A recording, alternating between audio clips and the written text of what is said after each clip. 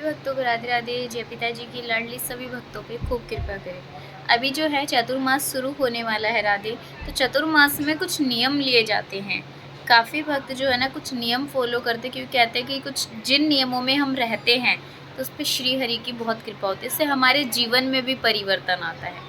अब वो नियम कैसे, बिना समय व्यर्थ किए मैं आपको सभी भक्तों को नियम बताती हूँ। 4 महीने का जो चतुर्मास होता है, इसमें हमें उन नियमों का पालन करना चाहिए। जो भी भक्त श्रद्धा भाव से नियमों का पालन करता है, श्री हरि की विशेष कृपा होती है उन भक्तों पर, क्योंकि वो स्वयं से नज़र रखते हैं कि भक्त ने इतने अच्छे कार्य किए हैं, नेक कार्य किए हैं।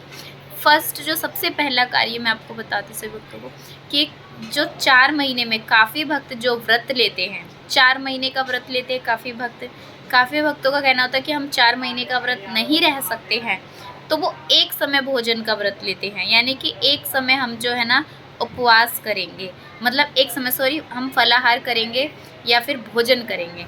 यानी कि पूरे दिन में उन्हें एक ही समय भोजन करना होता है। ये आपके ऊपर होता है आप कौन सा समय लेना चाहते हो।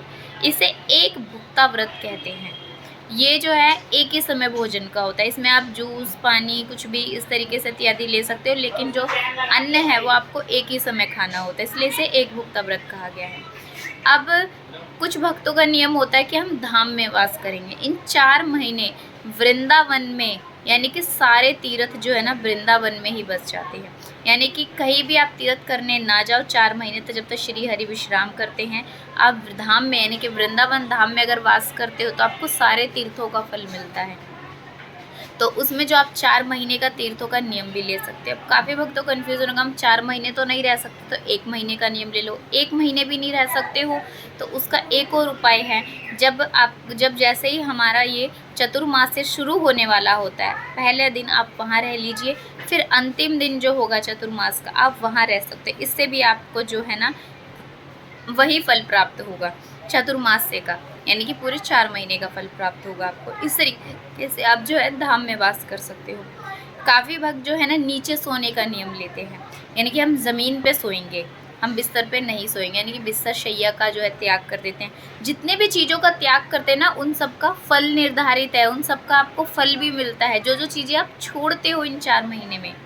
काफ़ी भक्त लोग जो है ना शैया छोड़ देते हैं, तो 4 महीने के बाद ही बिस्तर पे सोते, जब तक ज़मीन पे लेटते हैं। काफ़ी तेल छोड़ देते हैं एक समय, यानी कि मसालेदार भोजन हो गया वो छोड़ दिया, बैंगन छोड़ दिया 4 महीने के लिए, लहसुन प्याज छोड़ दिया, बैंगन छोड़ दिया, तामसी चीज़ें छोड़ दी 4 महीने के लिए। कहते हैं कि हम तो हमेशा नियम नहीं ले सकते, लेकिन हम 4 महीने का नियम तो ज़रूर फॉलो करेंगे। तो काफ़ी भक्त जो है ना 4 महीने के लिए सब चीज़ों का त्याग कर सकते हैं। बहुत सारी दालें हो गया, तेल का, हम शरीर पे तेल की मालिश नहीं करेंगे, सिर में तेल नहीं लगाएंगे, ऐसा नियम भी लेते हैं। यानी कि अलग अलग नियमों के अलग अलग तरीके से फल भी हैं। जैसे आपकी धन वृद्धि के लिए हो गया, मृत्यु उपरांत आपको जो है ना ऊपर उन सब चीज़ों का सुख प्राप्ति होती है। अगर आप नमक दान कीजिए आप, यानी कि उससे भी मतलब कि उत्तम आपको फल की प्राप्ति होगी। यानी कि हर चीज़ों को जितना भी आप छोड़ोगे उन सब चीज़ों का आपको चतुर्मास से पूरा होने के बाद फल प्राप्ति होती है। काफ़ी भक्तों को ये रहता है कि ना हम नारायण जी के, जैसे कि काफ़ी भक्त हम हल्दी युक्त भोजन नहीं करेंगे। तो बाद में जब चतुर्मास्य पूरा होता है, उद्यापन होता है जब चतुर्मास्य का, तो उसमें जो चांदी की कटोरी या किसी चीज़ में हल्दी का दान देते हैं। तो यानी कि चतुर्मास्य का उद्यापन भी करना होता है, जो नियम लेते हैं व्रत की तरह एक तरीके से। यानी कि व्रत ये इसलिए लिया जाता है ताकि हम जो है ना इस बहाने से 4 महीने में कुछ ऐसा कार्य कर पाए जो हम पूरे वर्ष नहीं कर पाते हैं, या कभी हमने वो काम कार्य नहीं किए, लेकिन हम 4 महीने में एक संकल्प ले लें कि हम इस चीज़ को छोड़ देंगे। तो वो आपका एक संकल्प जो है ना वो पूर्ण करने से नारायण जी की विशेष कृपा होती है, क्योंकि हम हर चीज़ में माया से फंसे हुए हैं, हर चीज़ से घिरे हुए हैं। तो इसीलिए नारायण जी ने कहा कि जो 4 महीने में किसी एक चीज़ का त्याग करेगा उस पर मेरी असीम कृपा होगी। ये आपके ऊपर होता है कि आप किस चीज़ को छोड़ना चाहते हो। काफ़ी भक्त होते हैं जो कहते हैं हम नमक युक्त भोजन छोड़ देंगे, हम नमक का नहीं खाएंगे, हम सिर्फ जो है ना पूरे 4 महीने फल पे ही रहेंगे। काफ़ी भक्त होते हैं जो मीठा छोड़ देते, कहते हैं हम नमक युक्त ही लेंगे। काफ़ी भक्त हरी सब्जियों का परहेज करते हैं। काफ़ी भक्त जो होते हैं वो कहते हैं कि ना हम ब्रह्मचर्य से रहेंगे, 4 महीने तक हम ब्रह्मचर्य से रहेंगे। ये नियम होते हैं जो कि हर एक आम इंसान अपने जीवन में करता है। मैंने भी जो है ना दीक्षा से पहले चतुर्मास के नियम फॉलो किए हैं। और मैंने मतलब कि जैसे अभी तो मैं आपको बता रही है तो मुझे मंदिर से, संतों से ऐसे पता चलते हैं। पहले एकादशी की जो किताब होती है, हमारी ग्रंथ होती है, जो बुक होती है हमारी एकादशी की, उसके अंदर ना 4 महीने के रूल्स लिखे रहते थे। उन 4 महीने के काफ़ी नियमों को मैंने फॉलो किया है। यानी कि इस चीज़ का मैंने, जैसे दाल का सेवन में छोड़ देती थी, लहसुन प्याज तो वैसे ही नहीं खाते हैं, बैंगन भी कभी ज़िंदगी में नहीं खाया। तो यानी कि काफ़ी चीज़ों का त्याग जो मैंने बहुत पहले से छोड़ रखा है अपने जीवन में, तो मुझे बहुत आसानी रहती थी उनको करने में, क्योंकि वो मैंने पहले छोड़ चुकी, तो मेरे लिए कठिनाई नहीं आई उन सब चीज़ को करते हुए।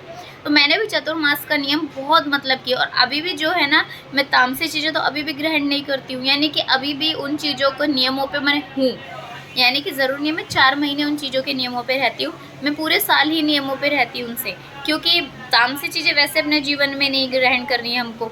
और काफ़ी चीज़ें गुरुदेव भगवान द्वारा प्राप्त हुई कि हमें इन चीज़ों का त्याग करना, तो उससे और निष्ठा बढ़ गई कि हाँ, इन चीज़ों को हमें दूर रहना है, कि हमारी भक्ति मार्ग में ये बाधा बन के आई हुई है।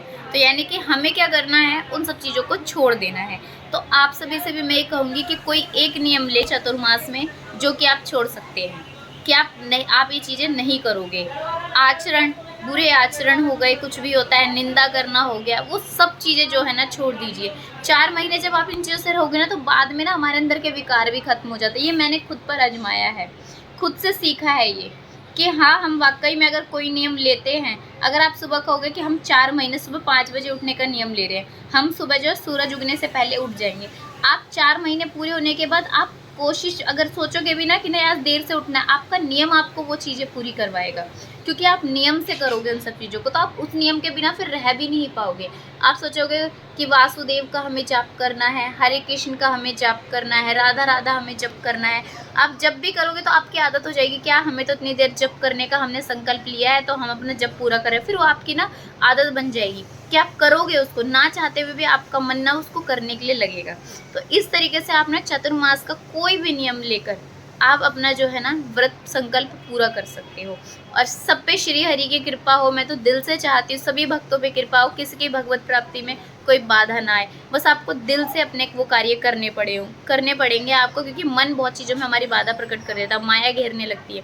लेकिन हमें किसी की भी ना सुनते हुए अपनी भक्ति मार्ग में आगे बढ़ना होगा। तो इस तरीके से आप अपने आगे, आपको कोई दिक्कत भी नहीं होगी, और नारायण जी की विशेष कृपा प्राप्त, और उनकी कृपा से राधा जी की कृपा, तो इससे यानी कि आपकी भक्ति खूब सुदृढ़ होगी इससे। तो सभी पे जो है ना चतुर्मास नियम जरूर फॉलो कीजिए, जो कर पाए भक्त, कोई एक नियम भी।